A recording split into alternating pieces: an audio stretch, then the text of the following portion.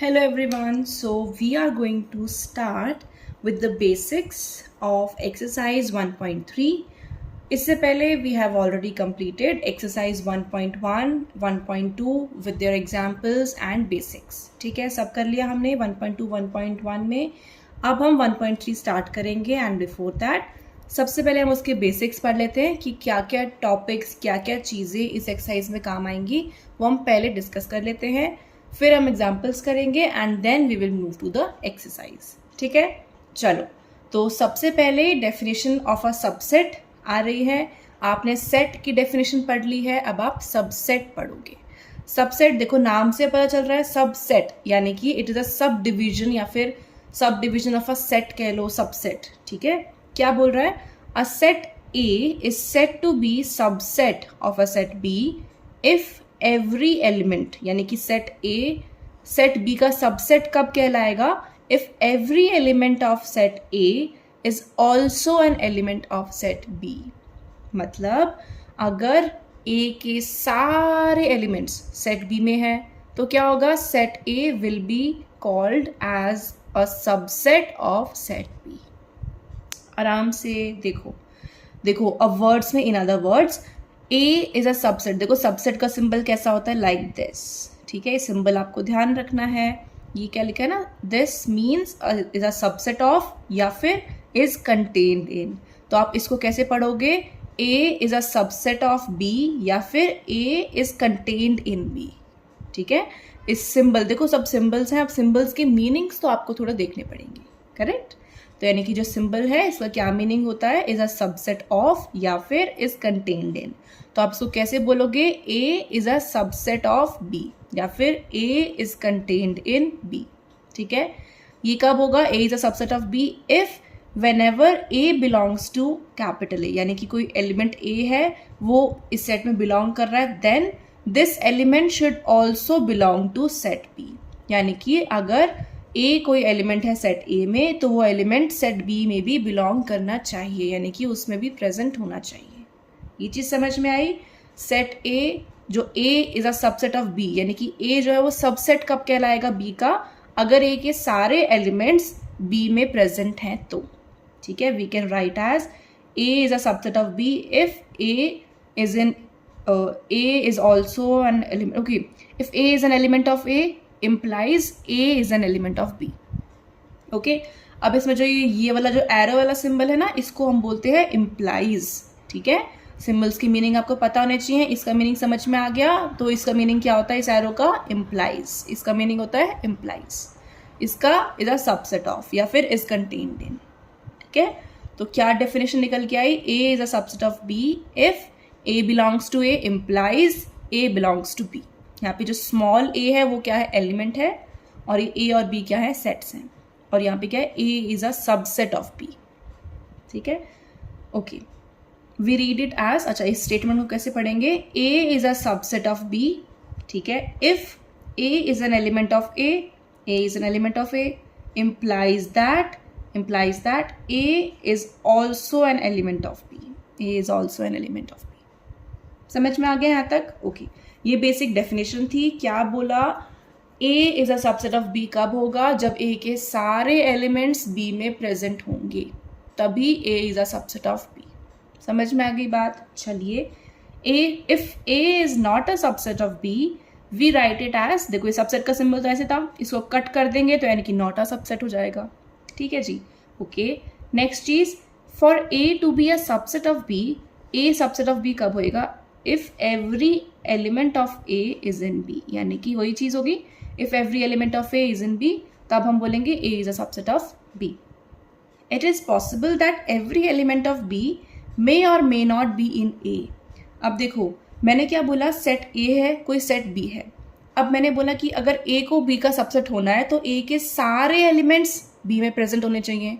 पर ये भी हो सकता है या ये नहीं भी हो सकता है कि बी के सारे एलिमेंट्स ए में हो भी सकते हैं, ए में नहीं भी हो सकते. समझ में आ रहा है? कोई सेंस बन रही है इस बात की? समझ आ रहा है ना? देखो मेरा मतलब ये है, कोई सेट ए है, कोई सेट बी है. मैंने क्या बोला? अगर A is a subset of B, यानी कि ए के सारे एलिमेंट्स बी में होने चाहिए. बट इससे ये ज़रूरी नहीं है कि बी के सारे एलिमेंट्स भी ए में होने चाहिए.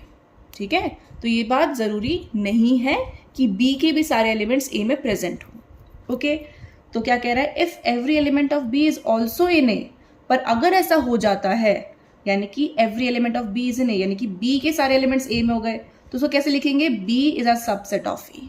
उस टाइम क्या बोलेंगे, B is a subset of ए।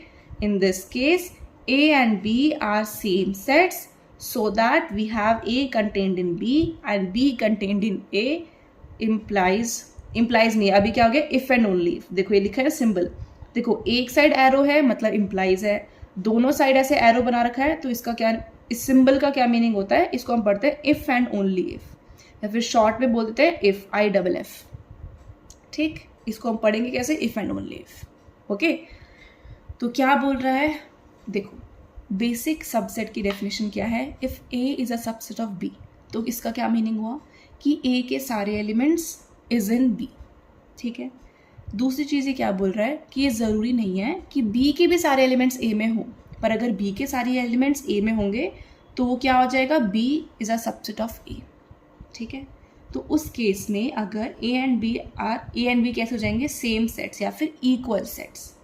इसने यही बोला है कि if A contained in B, यानी कि A is a subset of B and B is a subset of A, if and only if, ये चीज़ तभी पॉसिबल है अगर दोनों सेट्स आपस में इक्वल होंगी।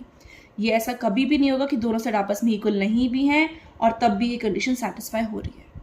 ठीक है, इफ़ एंड ओनली इफ़ का मतलब पता है क्या होता है, कि अगर ये सेटिस्फाई हो रहा है तो ये होगा, और अगर ये सेटिस्फाई हो रहा है तो ये होगा। समझ में आ गई, तो अगर दोनों सेट इक्वल है ना, तो आप इससे ये भी डिराइव कर सकते हो कि अगर दोनों सेट इक्वल हैं तो A is a subset of B and B is a subset of A। समझ में आ रही है बात, चलो आगे चलते हैं। Note that every set A is a subset of itself. हमेशा पता होना चाहिए आपको ये चीज़ कि एवरी सेट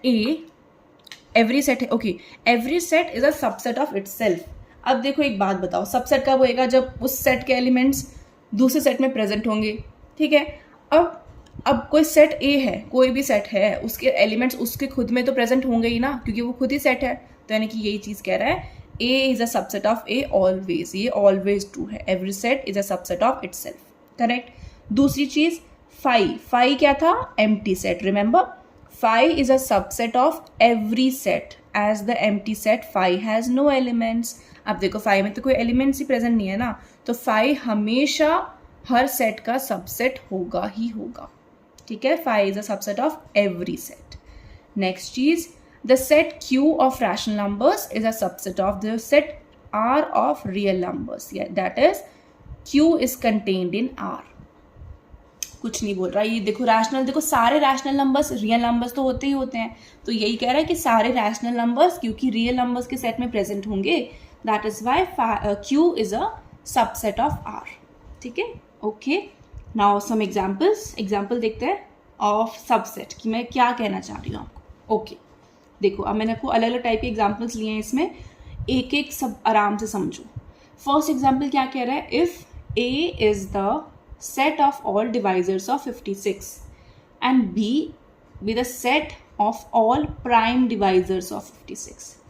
देखो एक तो सेट ए बोल रहा है कि सेट ए में कौन से हैं एलिमेंट्स, सारे डिवाइजर्स ऑफ 56 के जितने भी डिवाइजर्स हैं सारे आ रहे हैं। बी में क्या है, सारे सिर्फ प्राइम डिवाइजर्स आ रहे हैं 56 के। ठीक है, यानी कि प्राइम डिवाइजर्स आ रहे हैं। अब प्राइम डिवाइजर्स लेंगे तो वो तो कम होंगे ना, और जो डिवाइजर्स यानी कि प्राइम डिवाइजर्स भी डिवाइजर्स ही होंगे सारे के सारे। ठीक है, तो यानी कि प्राइम्स वाले डिवाइजर्स का सेट छोटा होगा और वो पूरा का पूरा सेट किस में कंटेन्ड होगा, इस सेट ए में। इसीलिए हमने बोला then B is contained in A. समझ में आ रहा है थोड़ा थोड़ा। देखो प्राइम डिवाइजर्स का सेट था बी और ए क्या है, सारे डिवाइजर्स का सेट। तो प्राइम डिवाइजर्स जो होंगे वो सेट ए में कंटेन्ड होंगे, क्योंकि सारे prime divisors are also divisors only. ठीक है, चलो next example. Let set A क्या है 135 एंड सेट बी क्या है x such that x is an odd natural number less than 6। Set A क्या है 135, सेट बी क्या है odd natural number which is less than 6। अब पहले तो odd natural number, odd natural कौन से होंगे भाई, 1, 3, 5, 7, 9 लाइक दिस। अब उसमें से भी कौन से लेने हैं, सिर्फ जो लेस देन 6 है, यानी कि 1, 3 एंड 5। 1, 3, 5 ही आएंगे, यानी कि सेट ए में भी 1, 3, 5 थे, सेट बी में भी 1, 3, 5 आ रहे हैं, तो ये दोनों सेट आपस में क्या हो जाएंगे, इक्वल हो जाएंगे। क्यों? Then A is contained in B and B is contained in A. Therefore, A and B are equal sets. हमें ऐसे भी पता चल गया और इस डेफिनेशन से भी आ गया, ठीक है, क्योंकि 1, 3, 5 जो है वो इसमें भी कंटेन्ड है और यहाँ के 1, 3, 5 इसमें भी कंटेन्ड है, तो इसलिए ये दोनों आपस में कैसे हो जाएंगे, इक्वल सेट्स। हमें देखने से पता भी चल रहा है, पर अगर हम ऐसे देखेंगे तब भी हमारे इक्वल आ जाएंगे, ठीक है। Okay, next example, let A is equals to AEIOU। Set A में 5 एलिमेंट्स प्रेजेंट है and B is equals to ABCD। Then A is not a subset of B, also B is not a subset of A। देखो कैसे check करना था, आपको क्या करना है सबसेट के लिए, अगर आपको बताना है A is a subset of B, तो आप क्या करोगे, A के सारे एलिमेंट्स B में प्रेजेंट होने चाहिए, यही चीज़ होगी। तो A के एलिमेंट्स देखो फटाफट, A यहाँ पे आ रहा है, ठीक है, E तो यहाँ पे नहीं आ रहा है ना, तो यहीं पे बात खत्म हो गई कि A is not a subset of B। ये चीज़ क्लियर हुई। अब क्या बोल रहा है, B is not a subset of A। ये कैसे चेक करेंगे, पहले देखो B के सारे एलिमेंट्स A में है क्या, यहाँ पे A है, यहाँ पे B है, B है पर यहाँ पे B तो नहीं है, तो यानी कि B is not a subset of A, ठीक है। जो भी चीज़ पहले लिखी होगी, जो भी सेट पहले लिखा होगा, उसके एलिमेंट्स चेक करने हैं दूसरे सेट में। अगर वो सारे, इसके सारे एलिमेंट्स दूसरे सेट में आ जाते हैं तो ये सबसेट बनेगा, otherwise it will not be a subset, correct. Okay, I hope ये एग्जाम्पल्स आपको काफ़ी हद तक क्लियर होंगे। चलो, सो नेक्स्ट पॉइंट, अब ये डेफिनेशन आ रही है ऑफ अ प्रॉपर सेट की प्रॉपर सबसेट क्या होता है। Okay, let A and B be two sets। आप A और B कोई सेट्स है, if A is a subset of B and A is not equals to B। अब इसका क्या मतलब है, यानी कि B, यानी कि A तो कंटेन है B में पर B कंटेन नहीं हो रहा है A में, तभी नॉट इक्वल आ रहे हैं। ओके, कोई बात नहीं। Then A is called a proper subset of B and B is called the superset of A। देखो, A is contained in B, यानी कि A तो सबसेट है B का, और साफ साफ बोल रहा है कि दोनों इक्वल नहीं है। इक्वल कब होते हैं, इक्वल इस केस में होते हैं कि A is a subset of B and B is a subset of A, और ये बोल रहा है कि A is a subset of B तो है, यानी कि ये कंडीशन सेटिस्फाई नहीं हो रही है, ठीक है। तो यानी कि जब सिर्फ और सिर्फ A कंटेन्ड इन B होगा और ये दोनों आपस में इक्वल नहीं होंगे, तब A को हम बोलेंगे प्रॉपर सबसेट। सबसेट तो ऑलरेडी है, पर इस टाइम पे क्या बन जाएगा, प्रॉपर सबसेट बन जाएगा, ठीक है। तो उसमें A को तो बोलते हैं प्रॉपर सबसेट और इसमें B को बोलेंगे सुपर सेट। क्या बोलेंगे, सुपर सेट। A हो जाएगा प्रॉपर सबसेट और ये हो जाएगा सुपर सेट। किस केस में, जब ये कंडीशन सेटिस्फाई हो रही है और ये दोनों आपस में इक्वल नहीं है, यानी कि A contained in B and A is not equals to B, उस केस में A को बोलेंगे प्रॉपर सबसेट और B को बोलेंगे super set, correct. Next, very important definition of singleton set. अभी एम्प्टी सेट पढ़ा था पहले, अब क्या पढ़ेंगे, सिंगलटन सेट। सिंगलटन मतलब सिंगल, यानी कि सिंगल से यानी कि एक एलिमेंट होगा, कुछ ऐसी चीज होगी। तो देखते हैं, if a set A has only one element then it is called a singleton set. यानी कि अगर आपके कर्ली ब्रैकेट में सिर्फ एक एलिमेंट है, कोई भी एक एलिमेंट है, तो उसको बोलते हैं हम एक सिंगलटन सेट। सिंगलटन सेट कौन सा, जिसमें सिर्फ एक एलिमेंट प्रेजेंट हो, ठीक है, उसको सिंगलटन सेट बोलेंगे। चलो, अब एक अलग चीज which is subsets of set of real numbers. अब हम क्या देख रहे हैं, subsets of set of real numbers, यानी कि रियल नंबर्स के जो सेट्स हैं उनके सबसेट्स, ठीक है। Okay, so there are some important subsets of real numbers. सबसे पहले तो नेचुरल नंबर्स का set which is denoted by capital N, उसको कैसे लिखते हैं, 1, 2, 3, 4, 5 so on like this. Then the set of integers which is Z, इसमें क्या होता है, नेगेटिव वाले भी आएंगे, देन जीरो भी आएगा, पॉजिटिव्स भी आएंगे, ठीक है।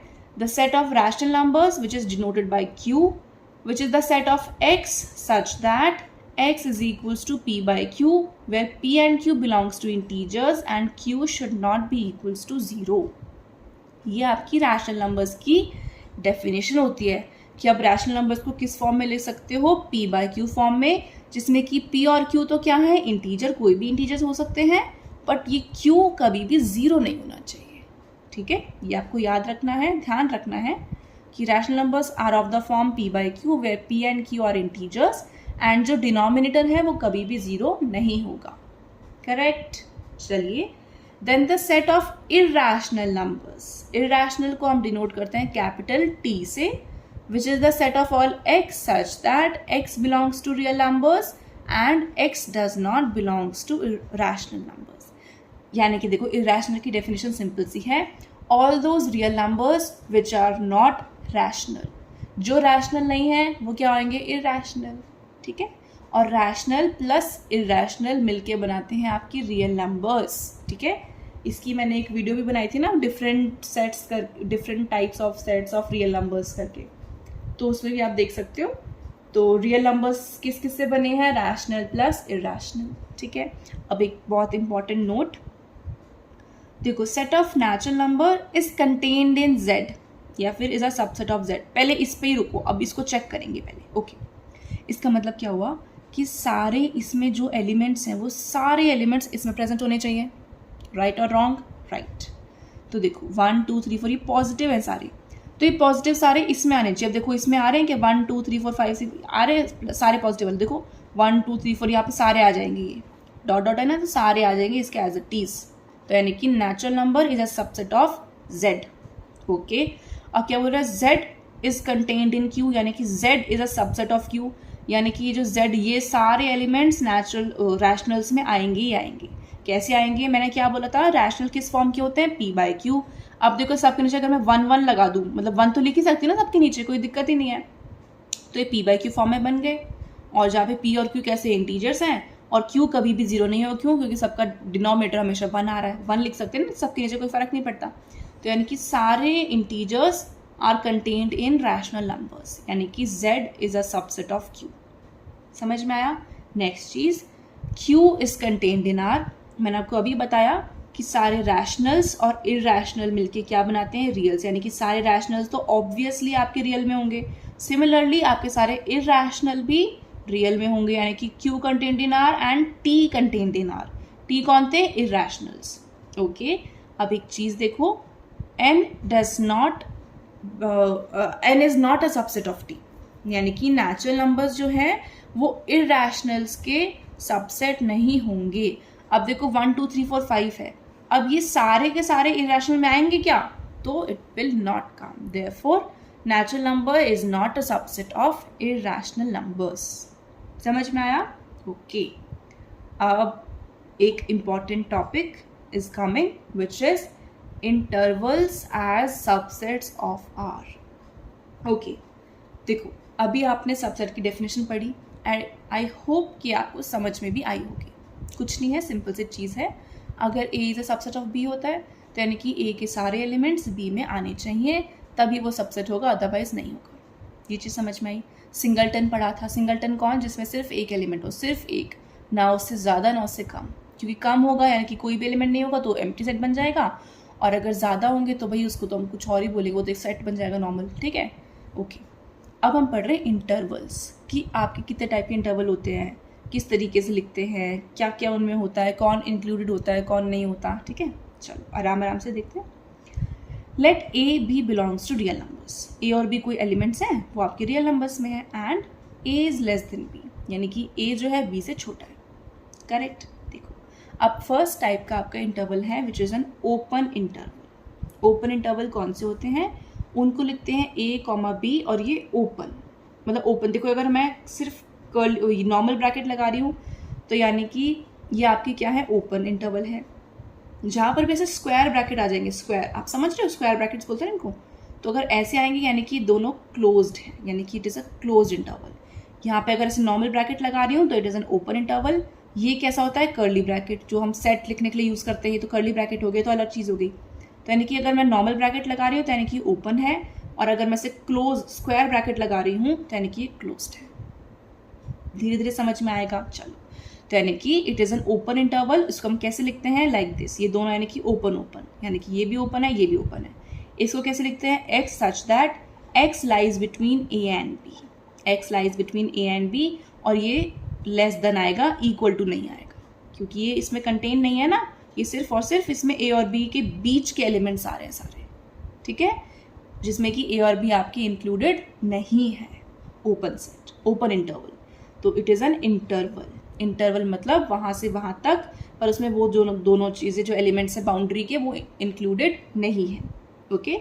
तो यही है open A B is equals to x such that A less than x less than B, मतलब x lies between A and B, is called an open interval, contains all the points between A and B, but A, B themselves do not belong to this interval.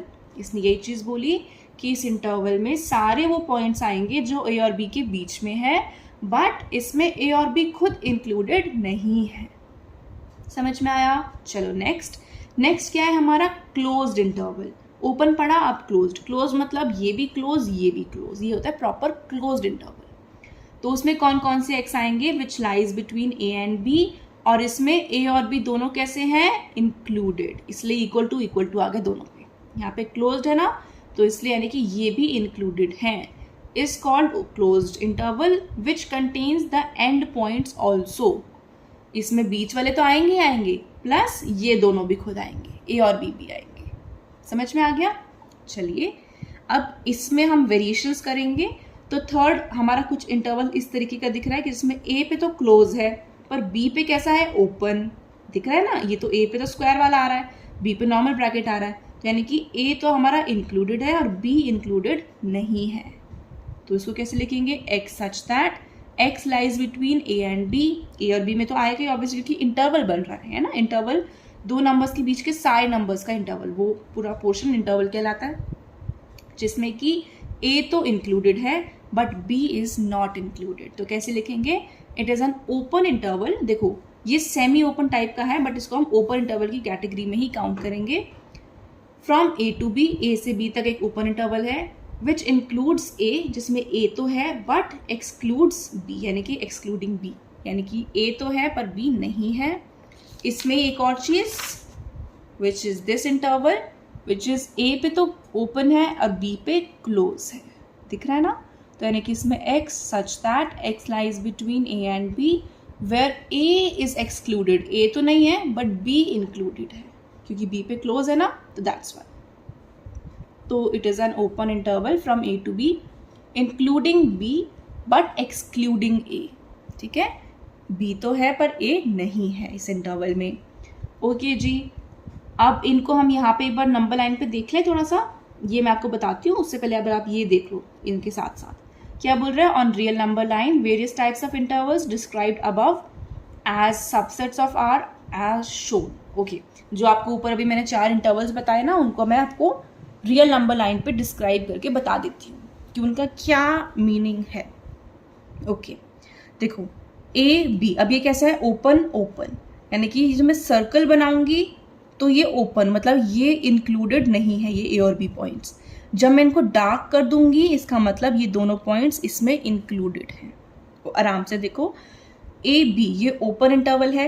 अब देखो इसमें यानी कि a पे भी open है, B पे भी ओपन है, लेकिन बीच के सारे एलिमेंट्स तो आएंगे ऑब्वियसली, क्योंकि इंटरवल तभी बनेगा जब बीच के सारे पॉइंट्स आ रहे हैं। ओके, तो यानी कि ए बी को हम कैसे रिप्रेजेंट करेंगे? ये सर्कल सर्कल और बीच के सारे एलिमेंट्स आएंगे। देन क्लोज्ड ए बी को कैसे लिखेंगे? यानी कि ये भी इंक्लूडेड है, ये भी इंक्लूडेड है, और बीच का पोर्शन भी इंक्लूडेड है। ठीक है, then next is this one कि ए पे तो क्लोज्ड और बी पे ओपन है, यानी कि ए पे क्लोज तो डार्क हो गया यहाँ पे, और बी पे ओपन मतलब ये सर्कल हो गया, और इसके बीच के सारे एलिमेंट्स। ठीक है, देन दिस वन तो ए पे ओपन है और बी पे क्लोज, तो ए पे ओपन एंड बी पे डार्क यानी कि क्लोज, तो यानी कि इसके बीच के सारे एलिमेंट्स तो आएंगे क्योंकि इंटरवल बन रहा है। देखो इंटरवल तभी बनेगा जब बीच के सारे एलिमेंट्स तो आएंगे ही आएंगे फॉर श्योर। बात सारी आती है कि जो आपके एंड पॉइंट्स हैं, एंड पॉइंट्स मतलब ए और बी हैं, वो आपके ओपन है या क्लोज है। वो आपको कैसे पता चलेगा? भाई यहाँ पे अगर ये नॉर्मल ब्रैकेट लगाया तो यानी कि ओपन है, क्लोज लगाया तो ये मतलब यहाँ पे वो ये इंक्लूडेड है। ठीक है, ये बेसिक्स आपका मीनिंग होता है। We note that an interval contains infinitely many points. Obviously एक रियल नंबर लाइन पे इनफाइनाइटली मैनी पॉइंट्स होते हैं, तो इनके बीच में भी इन्फिनिटली मैनी पॉइंट्स एग्जिस्ट करेंगे। तो यही चीज़ कह रहा है। ठीक है, अब इस चीज़ पे क्या पॉइंट है, द सेट 0 पे क्लोज 0 टू इन्फिनिटी। ओके, एक चीज़ हमेशा हमेशा याद रखनी है आपको, इन्फिनिटी प्लस हो या माइनस, यानी कि प्लस इन्फिनिटी और माइनस इन्फिनिटी पे हमेशा हमेशा इंटरवल ओपन रहता है। क्या बोला मैंने, इन्फिनिटी चाहे प्लस इन्फिनिटी हो या माइनस इन्फिनिटी हो, उस पे हमेशा देख लो, आप कहीं पर भी देख लो, हमेशा जो आपका ब्रैकेट होगा वो नॉर्मल ब्रैकेट आएगा, मतलब हमेशा इन्फिनिटी पे ओपन रहता है ब्रैकेट। ठीक है, ये चीज़ आपको हमेशा याद रखनी है जब तक भी आप पढ़ रहे हो जो भी है मैथ्स में, कि इन्फिनिटी भी हमेशा ओपन ब्रैकेट्स आएंगे। करेक्ट। ओके, देखो, the set 0, infinity defines the set of non negative real numbers. 0 से इन्फिनिटी रियल नंबर लाइन होती है, इस तरफ minus infinity then plus then 0 फिर इन्फिनिटी जाता है आगे राइट साइड। ठीक है, तो 0 से इन्फिनिटी जो होता है उसको हम बोलते हैं नॉन नेगेटिव रियल नंबर्स का set, non negative real numbers. अब देखो, ये 0 से इन्फिनिटी है ना, अगर ये 0 पे ओपन होता, यानी कि 0 के आगे वाले लेते, तो ये क्या बन जाता, पॉजिटिव, पर क्योंकि 0 इंक्लूडेड है इसलिए इसको हम बोलेंगे नॉन नेगेटिव रियल नंबर्स। ठीक है, while the set minus infinity से 0, अब इसमें देखो 0 इंक्लूडेड नहीं है, तो यानी कि सिर्फ नेगेटिव नेगेटिव वाले नंबर्स आएंगे, तो क्या बन जाएगा, define the set of negative real numbers, simple. And the set minus infinity से इन्फिनिटी, ये तो पूरी क्या रियल नंबर लाइन बन गई है ना, रियल नंबर लाइन ही तो होती है माइनस इन्फिनिटी से प्लस इन्फिनिटी तक, तो क्या बोला, describes the set of real numbers in relation to a line extended from minus infinity to infinity, यानी कि पूरी रियल नंबर लाइन बन गई आपकी, which is from minus infinity to infinity. ये कुछ नहीं, बेसिक सी बातें थी। Okay, now note that the number b minus a is called the length of any of the intervals these four। यानी कि अगर आपको कभी कोई बोले कि आपको फॉर एग्जांपल मैं ये इंटरवल दे रही हूँ a, b, a पे ओपन है b पे क्लोज है, तो आप बताओ कि इस इंटरवल की लेंथ कितनी होगी, है ना, लेंथ निकालनी हो, तो हर एक कोई भी इंटरवल हो, चाहे ये हो ये हो ये हो ये हो, कोई सा भी इंटरवल हो, आपको किसी भी इंटरवल की अगर लेंथ निकालनी होती है तो आप क्या करोगे, उसके एंड पॉइंट यानी कि बी एन जो बड़ा वाला है, बड़े वाले में से छोटे वाले को माइनस करोगे तो आपको उसकी लेंथ आ जाएगी।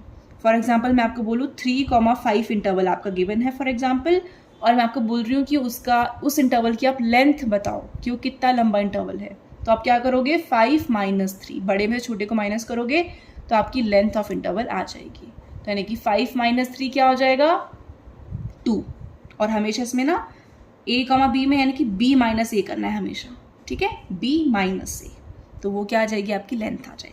ठीक है जी, ओके, सो ये आपकी लेंथ आ गई। Then note that the universal set is denoted by capital U।